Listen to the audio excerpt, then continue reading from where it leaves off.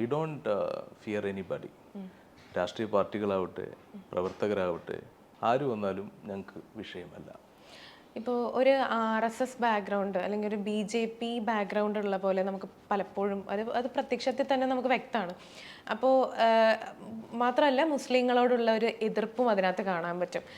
അത് ഈ എന്താ മതപരമായിട്ടുള്ള ഈ ഭിന്നിപ്പും കാര്യങ്ങളൊക്കെ പേഴ്സണലി ഞാൻ എൻ്റെ കാര്യമാണ് പറയുന്നത്. പേഴ്സണലി എനിക്ക് അത് അങ്ങനത്തെ വാർത്തകൾ കേൾക്കാനും അല്ലെങ്കിൽ അങ്ങനത്തെ വാർത്തകളോടുള്ള താല്പര്യമൊക്കെ വളരെ കുറവാണ്.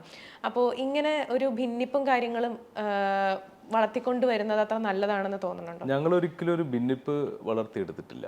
പിന്നെ RSS അത് മാത്രം ഹൈലൈറ്റ് ചെയ്ത് പറയുമ്പോഴേക്കും എന്താ പറയുക, ഉള്ള വാർത്ത തന്നെ ആയിരിക്കാം, പക്ഷെ ബാക്കിയുള്ള ചാനലുകളെ നോക്കി കഴിഞ്ഞു കഴിഞ്ഞാൽ ഇതിന് കുറച്ചുകൂടി ഒരു മേളിൽ നിൽക്കുന്ന പോലെ എനിക്ക് ഫീൽ ചെയ്തിട്ടുണ്ട്. എത്രമാത്രം കറക്റ്റ് ആണെന്നുള്ളത് എനിക്കറിയില്ല. ആദ്യത്തെ ചോദ്യത്തിനുള്ള ഉത്തരം, RSSും BJPയും ഇവരെ ഡിപ്പെൻഡ് ചെയ്യുന്ന സിസ്റ്റം അല്ല നമ്മുടെ. കർമാന്യൂസ് ഒരിക്കലും RSSനും BJPയും ഇന്ന് വരെ ഡിപ്പെൻഡ് ചെയ്തിട്ടില്ല.